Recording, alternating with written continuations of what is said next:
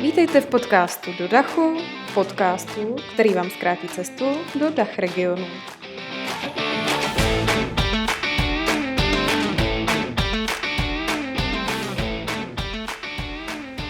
Jsem Lucie. Už 10 let pomáhám firmám s expanzí do Dach regionu. A protože jsem za tu dobu slyšela už spoustu fuck-upů, ale taky best practices, rozhodla jsem se, že je s vámi budu sdílet.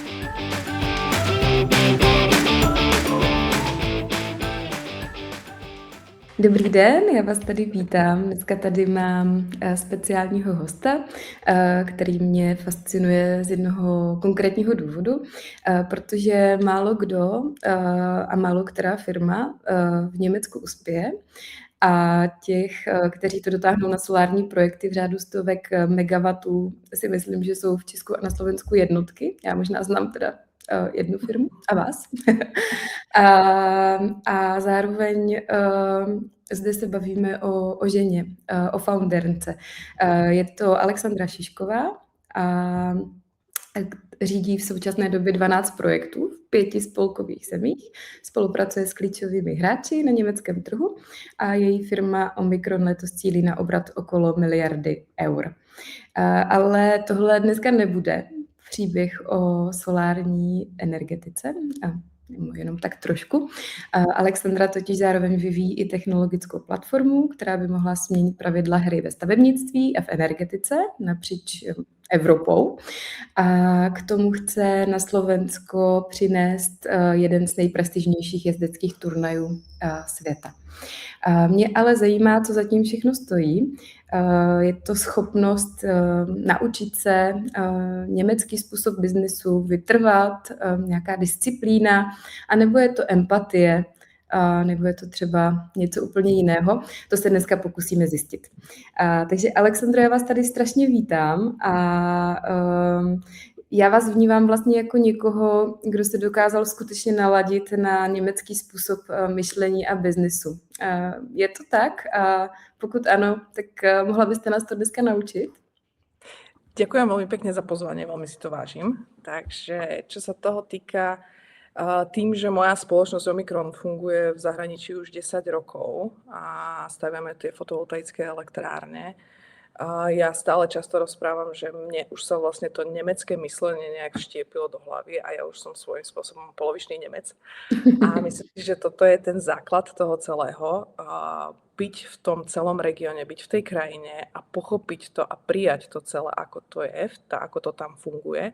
A tým pádom to všetko začne fungovať, začnete chápať, čo od vás chce investor, čo od vás chce región, ako správne komunikovať s nimi, ako správne aj vyzerať, ako sa prezentovať a všetko toto do jednej takej kuličky dať. My to určitě probereme více do detailu a děkuju moc tady za to shrnutí. Jak to u vás vlastně celé začalo? Proč jste se vůbec rozhodla expandovat do Německa? Bola to strašná náhoda, je to strašne dlhý príbeh, ale ja keď som sa vraciala zo Švajčiarska, lebo ja som pracovala v Rakúsku, pracovala som vo Švajčiarsku, takže všetky nemecké krajiny mám nejako prejdené, ale keď som sa vracala zo Švajčiarska, tak som narazila na jedného človeka, ktorý bol môj bývalý spoločník, ktorému vďačím za to, že ma vlastne dostal do tohto biznisu a začal mi ukazovať tento celý biznis, čo sa týka fotovoltaických elektrární. A mňa to veľmi ma to chytilo, celý ten priebeh toho, ako to funguje, že máte holé pole a z ničoho nič vyrastie niečo veľké, čo po vás zostáva, ten rýchly postup. Proste a tam to nejako začalo a začala som sa skôr zaujímať o tieto veci. Chodila som na stavby, robila som na stavbách a som si povedala, prečo nie, prečo to nevyskúšať? Vyskúšajme to, vidíme, že ako to pôjde a na konci to vyšlo. A jak vás takhle na začátku jako by ti Němci přijali vůbec? Vy jste tam prostě takhle nakráčela na pole, tak tady mě máte. Bolo to veľmi ťažké zo začiatku. Ja som človek, ktorý bol veľmi dlho ticho a počúval a snažil sa to celé nejako vstrebať, čo sa tam deje. A už keď som naozaj niečo povedala, tak som si to 4-krát prešla v hlave, či je to naozaj vhodné povedať a má to hlavu a petu, lebo som vedela, že keď poviem nejakú hlúposť, tak ma hneď stopnú a povedia a nebudú ma brať vážne. Ale tým, že ja som pracovala na tých stavbách a videli ma naozaj, že ja pracujem s tými chlapmi, robím každú robotu, ja si na strojoch, tak si si povedali, OK, tak asi to nie je taký problém, že je to žena. Že vie robiť presne to isté, čo každý chlap, ktorý tam je. Mhm. Myslíte, že by to bylo jiné třeba jako na Slovensku? Je tam nějaký jako rozdíl, jak oni přistupují k tomu biznesu, třeba takhle ze začátku, co se týká třeba nějak jako důvěry ve vás nebo něco takového?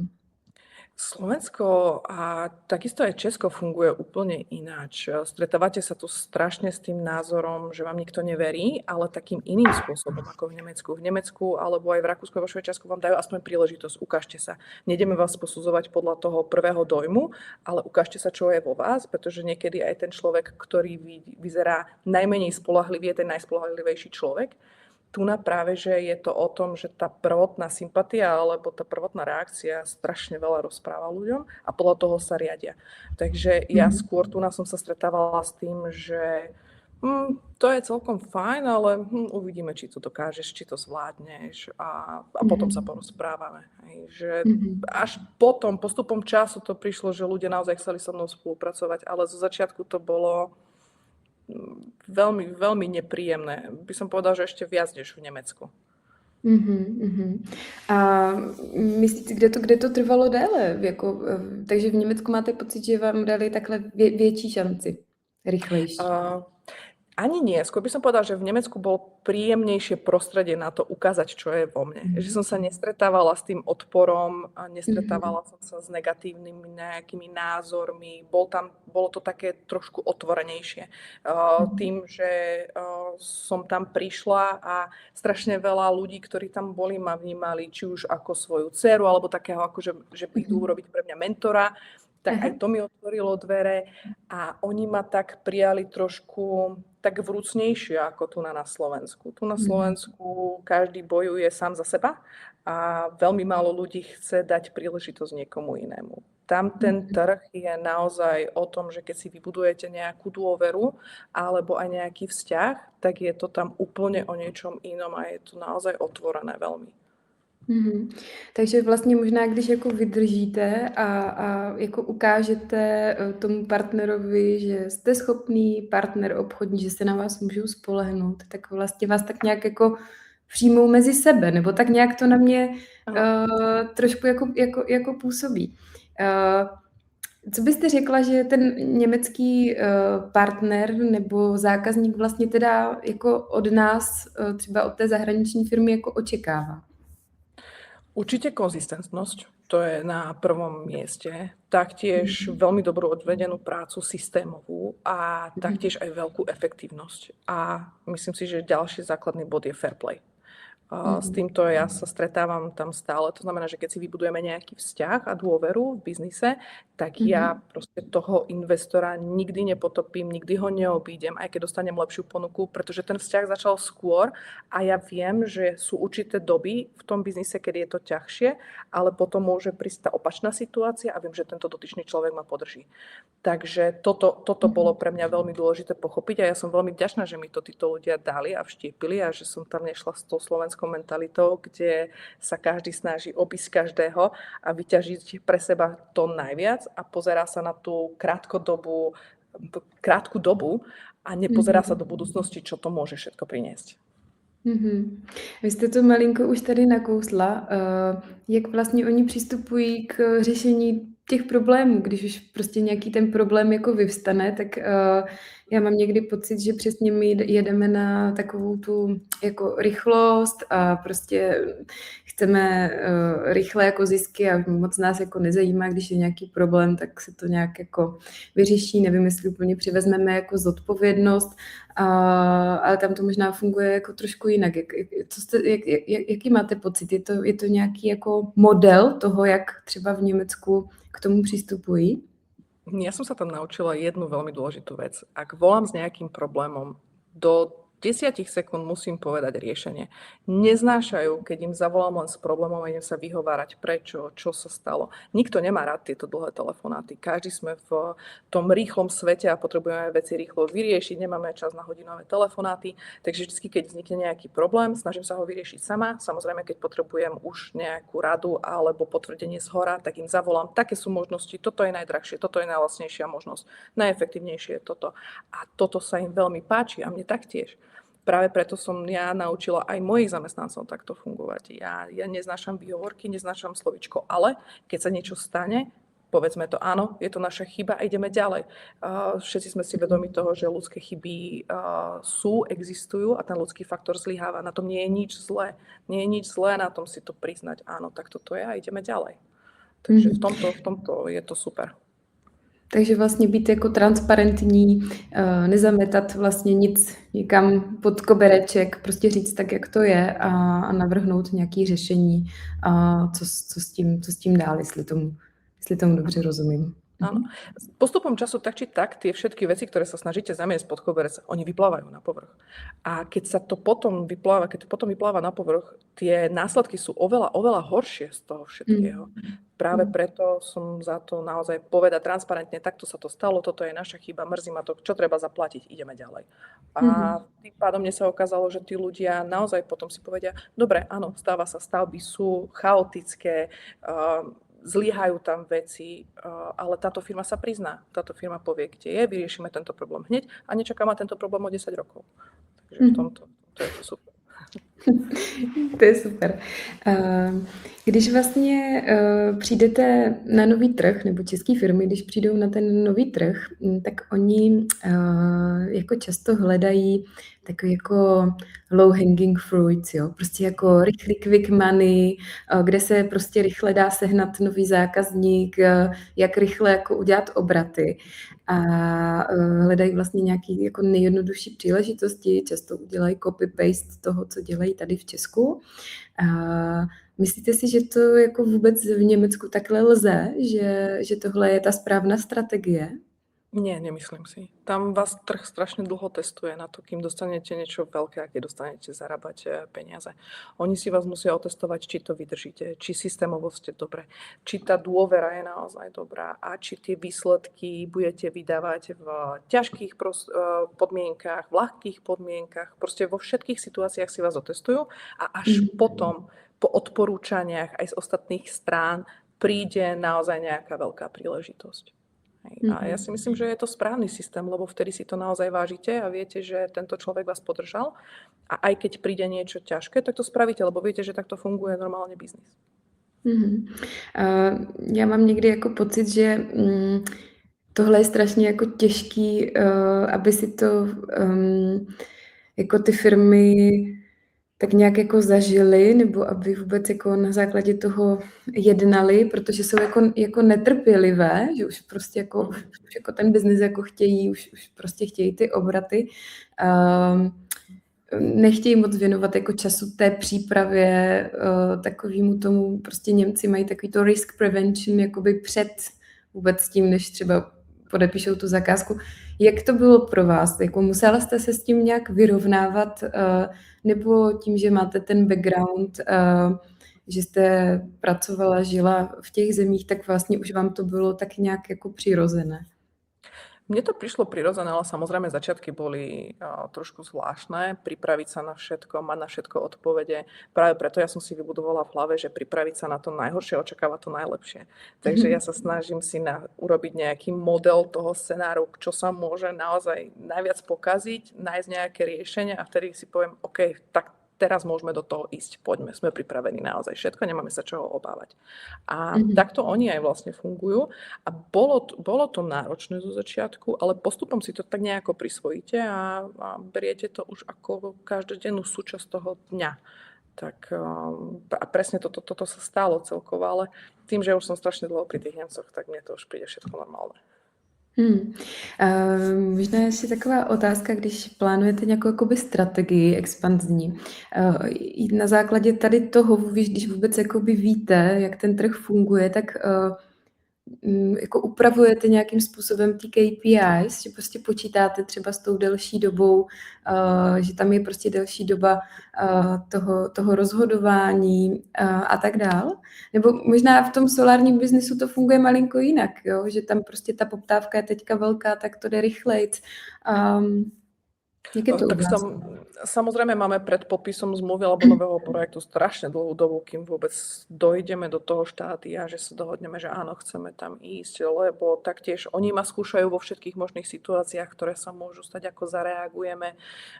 Samozrejme dávajú mi, keď ide aj o nejaký veľký projekt, dajú mi menší projekt, pilotný projekt, ktorý si vyskúšame tú komunikáciu, či to vlastne funguje, lebo aj to je veľmi veľký základ toho celého, či sa vieme dohodnúť, či vieme rozprávať, či sme dostupní v sobotu večer alebo v nedelu a až tak prejdeme na to. Takže pri niektorých to bolo naozaj zdĺhavé, ale postupom času teraz, keďže sme si vybudovali také meno, aké máme v Nemecku, tak sa to doba už skračuje, ale trvalo to 7 rokov, takže nie je to zo dňa na deň. Já z vás cítím takovou jako empatii vůči tomu německému prostředí a vůbec tomu DACH regionu.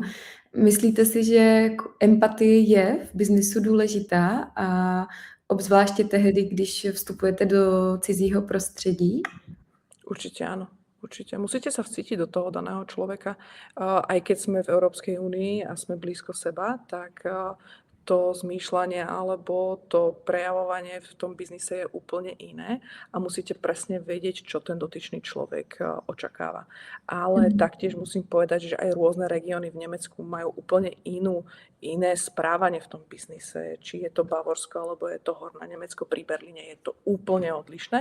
A presne práve vtedy sa treba naladiť na toho človeka aj po tej empatickej stránke a nájsť si tú cestu, na koho čo pôsobí, ako s ním treba rozprávať, či je to ten tvrdší biznis, je to ten taký mäkší a jednoduchší a porozprávajme sa. Takže je to veľmi dôležitá vec a je to veľmi rozličné v každom regióne.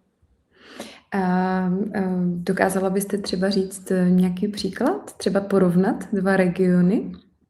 Když jste teďka tady zmiňovala. Napríklad v Bavorsku, keď jednáme ohľadne nejakých nových stavieb alebo ohľadne cien, tam je to veľmi tvrdé. Málo slov, proste povedať, nikto tam nepozerá na to, či som žena, či som mladá, som proste človek, ktorý buduje niečo, povedzme si to takto. Mne to na jednej strane vyhovuje. Nie je tam veľa slov okolo toho, povieme si, taká je cena, toto ideme robiť. Pritom v Hornom Nemecku, najmä tomu pri holandských hraniciach, keď idem na jednanie okolo na jednej stavby, toto jednanie trvá aj 4-5 hodín. Pretože oni sa chcú porozprávať o tom, ako my fungujeme, lebo oni sú trošičku už ďalej, chcú sa opýtať, či náhodou nemáme nejaké voľné pracovné miesta, že či by sme im nevedeli zohnať nejakých ľudí, chcú si povedať, aké mali problémy a tým pádom prejdeme celú tú takú bežnú komunikáciu a až tak potom príde, že no tak dobre, tak poďme teda podpísať tú zmluvu. Hej, že treba sa na to tak trošku ináč nastaviť, ale myslím si, že to treba len vnímať tú atmosféru v tej miestnosti, kto čo očakáva, ale možno sa nájdú ľudia aj pri holandských hraniciach, ktorí radi to robia veľmi rýchlo a proste vyriešiť všetky veci hneď a takisto možno aj v Bavorsku sa nájde človek, ktorý by sa rád porozprával. Hej, takže rôzne. Děkuju moc za to porovnání. To jako vlastně Německo je strašně decentralizované a opravdu jako každá ta spolková země je něčím specifická. Věřím, že ty rozdíly jako mezi severem a jihem, jestli to takhle dá říct, jsou jako enormní. A vy už jste to malinko nakousla, že třeba v tom Bavorsku bylo vlastně jedno, že jste žena, že jste mladá, že jste třeba ze Slovenska. Jak vlastně máte pocit, že vás vnímají ti němečtí partneři jako ženu v tomhle biznise? Samozrejme som pre nich rarita. To som myslím si, že pre každého. Takže vždycky, keď ma vidia, tak najskôr prídu veľké oči a až potom začnú rozprávať. Ale postupom času to už prišlo do takého toho normálneho štádia. Z začiatku to bolo ťažšie, keď ma hlavne videli a hlavne, keď ja som tam začala pred 10 rokmi, ja som mala 22 rokov, takže bolo to ťažké či zo strany investorov alebo s ľuďmi, ktorí pracovali pre mňa. práve preto ja som si nastavila ten režim práce na stavbe, pracujem s nimi, viem sa vyjadriť ku každému problému a naozaj postupom času začali ma vnímať ľudia ako človeka, ktorý je stále na stavbách, ktorý pozná svojich ľudí, ktorý si odpracoval každú a jednu časť a tým pádom celé to, či som žena, či som muž, či mám 15 rokov alebo 75, prestalo hrať rolu. Lebo každý jeden človek, či už naozaj je vekovo v rôznych hraniciach, dokáže svoju prácu urobiť naozaj na 120%. Myslíte si, že, nebo to, co jste vlastně popsala, to je opravdu jako těžká práce, že jste si to vlastně opravdu odpracovala, jako od píky vlastně jste si prošla vlastně vším. Myslíte si, že jste musela jako pracovat třeba tvrději než muž? Áno. Ale neviem, či to bolo takto určené z toho biznisového hľadiska, alebo ja som si to určila sama. Pretože ja som si povedala, že keď som videla chlapa, ktorý nesie 20-kilové železo, tak som si povedala, ja zoberiem 40-kilové železo a ja vám ukážem, že ja to viem oveľa lepšie. Takže tá súťaživosť vo mne a to, aby som ukázala, že naozaj to mám a celé to podceňovanie, ktoré tam bolo, som ich chcela ukázať, že nie, ja na to naozaj mám. Hej, a ja to dokážem oveľa lepšie ako všetci ostatní. Já vás to strašně obdivuju. Mě by zajímalo, co vás jako tady v těch situacích jako motivuje. To nějaká jako vnitřní disciplína, vlastně neustále jako vyhledáte tu sílu sama v sobě. Áno. Je tam viacero vecí. Samozrejme, je tam tá vízia toho, čo chcem dosiahnuť a čo chcem ukázať tomu svetu. Ďalšia vec bola, samozrejme, je to podceňovanie. Toto ma naozaj akože stále držalo v tom, že musím ukázať. A celkovo to, že to bol presne ten biznis, kde nevidíte veľa žien. Je to uzavretá celkovo energetika, stavebníctvo, je to chlapský biznis. A mňa strašne fascinovalo, že som sa tam dokázala a som si povedala, tak ja vám ukážem, že ženy to vedia naozaj dobre. Takže celá táto zmes toho všetkého. To je krásný a já před váma smykám, jak to zvládáte. Já bych se chtěla ještě věnovat trošku tomu porovnání Slovensko, Česko a Německo, aby jsme jakoby ukázali ještě víc tu mentalitu, to, jak český, slovenský, německý firmy přistupují k biznisu. Jak se vlastně liší ta práce s těmi německými partnery od těch slovenských nebo od těch českých? Vnímáte tam nějaký jako podstatný rozdíly, když máte třeba projekt v Česku a potom třeba v Německu? Áno. Myslím si, že presne ten základný rozdiel je to fair play. To u nás, alebo teda v Nemecku to funguje tak, že keď niečo poviem a dám svoje slovo, tak to platí. Nepotrebujeme na to zmluvy, nepotrebujeme si prechádzať každý a jeden bod, podáme si ruky a takto to je moje slovo, má 100-krát väčšiu váhu ako nejaký papier. V Čechách a na Slovensku to je presne naopak. Všetci veľa rozprávajú, všetci veľa slovujú. Papier je veľmi dôležitý, malé medzierky v papieri sú tiež veľmi dôležité a ja som na toto, nemám na to až takú nejakú trpezlivosť.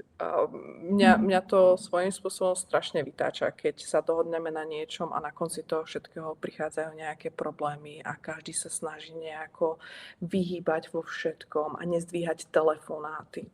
Toto je pre mňa strašné. Takže toto je asi ten základný rozdiel v tom celom. Vy už vlastně mám trošku pocit, jako obchodujete a žijete jako Němec, že jo? Vy vlastně jakoby najetá tady v tomhletom stylu toho biznisu, takže když se potom vracíte s tím mindsetem na ten třeba český nebo slovenský trh, tak asi možná zažíváte ty stejné pocity, nevím, teda ale frustrace, jako když nějaká německá firma chce obchodovat prostě se slovenskou, s českou firmou. Co si myslíte, že my Češi třeba děláme v biznisu teda špatně oproti Německu? Už jste to tady tak jako vlastně řekla, nakousla, ale napadne vás ještě něco jiného, na co si máme dát pozor? Ja si myslím, že treba sa trošičku lepšie pripraviť na ten nemecký trh a chceme tam expandovať. Trošku si naozaj zobrať každú tú situáciu, porozmýšľať nad tým, že či zobrať naozaj každý jeden projekt, či je to za dobrú cenu, či je to za zlú cenu. Niekedy slovičko nie je zlé a skôr pridáva tú takú kredibilitu v tom celom. A s týmto ja som sa stretla aj tu na či Slovensko alebo Česko. Každý, kto dostane príležitosť ísť do Nemecka, tak hneď potom skočí a hneď potom ide. Toto tiež nie je najlepšie riešenie, lebo taktiež každý biznis v Nemecku nemusí byť úplne skvelý a výnosný. Takže trošičku sa stopnúť, prejsť si to, pripraviť sa na to, porozmýšľať nad tým, že čo vlastne od nás budú chcieť, či sú to Nemci alebo Slováci, či to dokážeme všetko zrealizovať, priniesť to v takýchto časových horizontoch a trošku sa nad tým zamyslieť a nerozprávať hneď áno. To je krásný, že to říkáte. Já to jako často vlastně vidím a zažívám, že přesně jako firmy chtějí ty quick wins, vůbec je vlastně jakoby... Oni ani často nedomyslí to, jestli opravdu jsou schopni to doručit. Prostě vidí tam nějakou poptávku, tak, tak hned do toho jdou a vlastně jakoby... Třeba na to ani nejsou připraveni a ta příprava, to je jakoby věc, ve které jako já spatřuju jako velký zlato, že je jako opravdu potřeba se na tu expanzi připravit. Kde si vlastně myslíte, že je ten největší mentální rozdíl, to největší mentální nastavení? Je to právě v přístupu k té přípravě, nebo třeba i v tom, jak vnímáme kvalitu doručené práce, nebo jde i o třeba, nevím, jaký jako samotný vztahy vůbec v tom projektu s těmi klíčovými osobami, vůbec jako reagování přesně na ty problémy, odepisování včas, nějaké jako summary, feedbacky a tak dále. Ja si myslím, že z každého kúsok. Naozaj, čo sa týka efektivnosti, rýchlosti a takisto aj estetického hľadiska, Nemci si strašne dávajú záležať na tom, aby to naozaj veľmi dobre vyzeralo. Ja stále poviem, že keď príde Nemec na stavbu, prvé, čo sa pozrie, ako to vyzerá, až potom sa ideme pozerať na to, ako to funguje. Tú kvalitu tam treba neskutočne dávať pozor na to, že či je to správne, pretože ja stále sa zamýšľam nad tým, že my to postavíme si za 5 mesiacov, ale má to stať 30 rokov. Musíme to urobiť naozaj na 200%. Ja nepotrebujem, aby moje meno po 5 rokoch bolo pošpinené tým, že niekto neurobil nekvalitnú prácu. Takže v tomto. Taktiež aj v tom, že ako komunikujeme, ako odpisujeme, každý a jeden Nemec alebo zahraničný investor potrebuje odpoveď rýchlo. On nemá 2-3 dní, kým zistíme tú odpoveď alebo informáciu z niekaďal, inokaďal. Takže musí to byť veľmi rýchle, veľmi promptné a proste prísť do toho celého. Hej. A hrať mŕtvého chrobáka určite nikomu neprospeje v tomto biznise. Takže aj to. Takže naozaj z každého trošku. A takisto myslím si, že aj ten cash flow by mal byť pripravený na určité tieto veci, čo sa týka biznisu. Pretože strašne veľa podnikateľov zo Slovenska a z Česka ide do projektov s tým, že nemá pripravený cash flow a vidí tú víziu tých budúcich peňazí, že koľko zarobí a potom nerozmýšľa nad tým, že čo bude potrebovať a v strede presne padne ten projekt.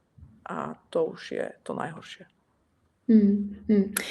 To říkáte úplně krásně. Já vždycky říkám, že expanze je investice hlavně, že prostě člověk musí počítat s tím, že nejdřív ho to bude něco stát a pak až nad tím něco vydělá a často přesně firmy to takto nevidí. Oni přesně mají viděnu těch budoucích výdělků, toho, že prostě v Německu za ty zakázky dostanou jakoby zaplaceno víc a tak dále. Nikdo jako nepočítá s tím, že se musí do toho něco investovat na začátku, takže moc vám děkuju, že to zmiňujete a že to potvrzujete a určitě jako je dobrý s tím počítat potom v nějakým finančním výhledu. Určite áno, určite. My stále s týmto rozmýšľame. Ono vlastně vám to může i tu firmu potopit, že jo? Když to potom, když tím nepočítáte, když to cashflow na to nemáte. Áno. Ja som sa napríklad stretla aj s tým, že strašne veľa podnikateľov už je pred podpisom zmluvy, nakúpia strašne veľa vecí, pretože už im to bolo Mhm. slúbené a taktiež tento biznis je veľmi nestály. Niekedy máte strašne veľa projektov, niekedy máte málo. Oni nakúpia, investujú do tej firmy, lebo počítajú s tým, že budú mať prácu na 3-4 roky a nakoniec to celé Mhm. padne. A preto ja mám vždycky nastavené to myslenie tak, že podpíšeme projekt, ideme na projekt, čo nám treba, nakúpime a počas toho, keď prídu peniaze, už z toho zisku, až vtedy minieme peniaze, nikdy nie dopredu. Mhm. Mhm. Děkuji moc za tenhle insight, jako myslím si, že to je velmi, velmi, velmi cenný a že to je velmi jako taková cenná myšlenka, se kterou musí firmy počítat, když do toho biznesu jdou. Já bych se ještě trošku chtěla vrátit k tomu, že vlastně vy sice hodně působíte na německém trhu, ale stále máte v sobě takovou, nebo já si to myslím, Mhm. slovenskou dost. A jste vlastně pořád spojená se Slovenskem a vlastně s vaším regionem, ze kterého pocházíte. Tak jak vlastně to vnímáte? Tady tohle, tady tu Mm, vaši dost, zároveň pracujete v áno. Německu, takový jako... Ja som hrdá Slovenka. Ja milujem môj región, tu, kde sme sa narodili, to celé prostredie. A postupom času tým, že budujeme niečo v Nemecku, čo nenesie naše meno, nie je to v podstate náš výtvor, je to niekoho iného. Nikto o tom ani nevedel, nikto to nevidel. Dokonca už aj ja, keď prechádzam po celom Nemecku, tak ani už ja neviem rozoznať, ktorá je naša stavba, ktorá nie je. Tak ja som si povedala, že tie zarobené peniaze, ktoré zarábame v Nemecku, chcem použiť tu na Slovensku a chcem tu na niečo vybudovať. Chcem tu na postaviť niečo, čo po mne zostane, už aj ja, keď tu nebudem. Pretože na konci toho všetkého som si uvedomila, že už nejde až tak o tie peniaze, ale o ten odkaz, ktorý nechávate na tom svete a kde chcete preukázať kúsok seba a nechať to na kúsku pôdy. To je krásný. A chcete sdílet, co konkrétně byste chtěla regionu přinést nebo vrátit? Co je pro vás důležité? Pre mňa je momentálne dôležité tým, že sme vymysleli tento plán, ja milujem kone, tak ideme postaviť ranč, ktorý by Mhm. mal odrážať presne tie morálne hodnoty, ktoré mne vštiepili moji rodičia a ktoré ja nesiem. Taktiež chcem, aby to odrážalo to myslenie, ktoré majú aj Nemci svojím spôsobom, to fair play, transparentnosť a všetko proste čisté. Ukázať ľuďom, že sa dá fungovať aj úplne ináč s pomocou. Nemusíme kopať všetci sami za seba, ale dokážeme spolupracovať a keď nastavíme túto mentalitu, dokáže náš región kvitnúť z toho všetkého. Takže toto je presne ten môj plán, aby ľudia videli, že áno, síce staviame obnoviteľné zdroje, zarábame peniaze, ale chceme to použiť tu a ukázať ľuďom, čo sa vlastne dá s tými peniazmi urobiť a niečo dobré. Mhm, mhm. A vy taky chcete přivést na Slovensko jednu z nejprestižnějších světových soutěží v parkourovém ježdění. Jak to celé vzniklo? Teda je to nějakým způsobem vlastně všechno asi trošku propojené. Ja to volám jeden celý taký kruh. A Mhm. tým, že vlastne stavíme to obnoviteľné zdroje, postavíme ten ranč a keďže ja som človek, ktorý myslí vo veľkom a som si povedal, už keď to staviame, tak to postavíme poriadne. A Mhm. donesme tu proste všetky tie médiá, ktoré sú tých najlepších jazdcov, ukážeme celému svetu, čo máme tu na rovno pri nás a ukážme im, že naozaj Slováci dokážu vybudovať niečo hodnotné. A presne to je ten Longines. Pre mňa Longines pri koňoch je synonymum dokonalosti. Naozaj po vizuálnej stránke je to niečo nádherné. Kone, ľudia, turizmus, všetko v tomto sa spája dokopy. Mhm. A co to vlastně pro ten váš region může právě turisticky a ekonomicky znamenat, když se vám to podaří? A tým, že ten ranč a súťaž Longines by mohla priniesť strašne veľa ľudí tu do tohto regiónu a ukázať celému svetu, čo tu máme, či už sú tie Tatry alebo celkový východ Slovenska pamiatky a dokážeme možno trošku tak spropagovať celý náš región, Ekonomicky samozrejme strašne veľa pracovných miest. Ja dúfam, že presne tie peniaze, ktoré ľudia zarábajú, tu ostanú už aj konečne na Slovensku, že nebudeme mať tú potrebu ísť uprácať cez víkend peniaze do Poľska alebo niekde ďalej, ale proste naozaj tu taktiež aj vyžitie pre každého obyvateľa tu, či zobrať deti z toho chaotického, stresujúceho sveta ku zvieratkám, ukázať mu, ako naozaj môže fungovať svet. A toto dokopy, keď sa spojí, myslím si, že to môže mať veľmi veľký dopad na región. A je to pro vás těžké takhle něco takového do toho regionu přinášet? Jak to vnímají jako Slováci, jak to vnímají místní politici? Je to vítané, nebo narážíte tam na nějaký odpor? Jak vnímáte vlastně přenos tady toho k vám? Samozrejme na Slovensku určité veci nie sú úplne najjednoduchšie. Stretávam sa aj s odporom, ale skôr sa stretávam s tým menším nadšením, že naozaj ľudia si povedia, wow, tak toto je naozaj odvážne. A potom s tým takým podceňovaním, že tak uvidíme, či to naozaj zvládneš. Ale ľudia sú naozaj z toho nadšení. Ja stále rozprávam z každého pozemku, ktorý tu je v okolí, sa robí stavebný pozemok. Stavíme tu na domy, bytovky, čo je skvelé, potrebujeme bývanie. Ale tí ľudia nemajú kde ísť. A sme zavretí v tých izbách, v domoch.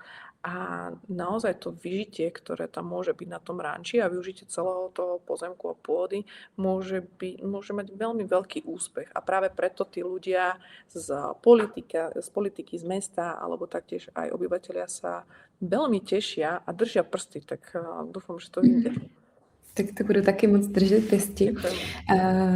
Vy jste říkala, že vlastně všechno to, co děláte, je takový jakoby kruh. Vlastně na jedné straně dobýváte Německo, na druhé straně se snažíte vlastně zpátky tu hodnotu přenést na Slovensko. Mě by zajímalo, jak se vám to daří všechno jako skloubit, kde na to berete čas a taky energii. Ja som typ človeka, ktorý sa nedokáže nudiť. Takže ja každú jednu hodinu z dňa musím niečomu venovať. A tým, že fotovoltaiku robím už strašne dlho, tak som si povedala, dobre, chce to niečo nové, chce to trošku zrušenia z toho celého, poďme vybudovať niečo iné. Tak vtedy tam prišiel ten ranč.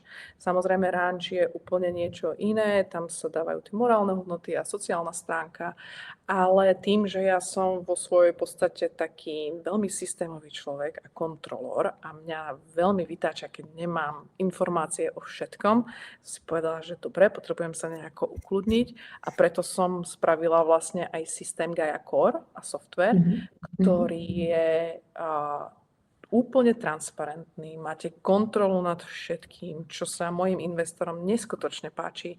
Každú informáciu máte do 10 sekúnd a tým pádom celý ten kruh toho všetkého dával ešte väčší zmysel, keďže som vedela, že dokážem mať kontrolu nad stavbami, ktoré sú strašne ďaleko vďaka môjmu softvéru.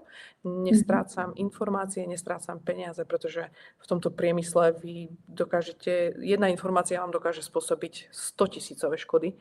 Takže mám to tam pod kontrolou a plus, čo sa týka ranču, tak tu sa môžem už ja nejako ukázať a kreatívne mi rozmýšľam nad tým všetkým, čo ako. Takže neberiem to ani ako nejakú únavu, alebo že by som to nezvládala, lebo každá tá časť, ktorú robím, je nejaká časť zo mňa a všetko je také vyvážené. Vy jste to tak jako strašně krásně zakončila. Mě by zajímala taková poslední otázka. Kdybyste měla nějaký vzkaz pro Češku, Slovenku, která chce podnikat v zahraničí, v Německu, co by to bylo? Nech sa neboja predsudkov, nech vydržia a všetky na to majú. Či je to žena, či je to chlap, či je to mladé dievča, staršie dievča. Máme na všetko, na čo chceme a dokážeme, to len treba vydržať. Nie je to jednoduchá cesta, je to ťažšie, ale na konci toho všetkého je väčšinou úspech, keď vydržíme. Já vám moc děkuju. Děkuju za všechny vaše velice inspirativní odpovědi, za to, že jsem mohla se trošku podívat vám do hlavy, pochopit vůbec, jak přemýšlíte, jak k expanzi přistupujete, jak vlastně celé to vaše podnikání děláte jako takové jako udržitelné, vlastně doplňující se, to se mi moc líbí, ta vize toho kruhu. Moc děkuju, že jste přišla do podcastu Do dachu, já jsem si to moc užila. Doufám, že i naši posluchači. Je ještě něco, co byste tady s náma chtěla dneska sdílet? Myslím si, že sme prešli asi všetko. takže všetko. Momentálne ma nič nenapadá. Prechádzali sme skôr tým, že je toho strašne veľa, čo robíme, tak je strašne veľa tých informácií, ale ja si myslím, že sme to prešli celkom dobre. Takže ďakujem veľmi pekne za pozvání, bylo to naozaj pekné. Tak to bylo pro dnešek vše. Jestli vás zajímá téma expanze do DACH regionu, tak mě sledujte na mém kanálu Spotify a nebo na mém LinkedInu. Budu se na vás těšit. A díky, že posloucháte.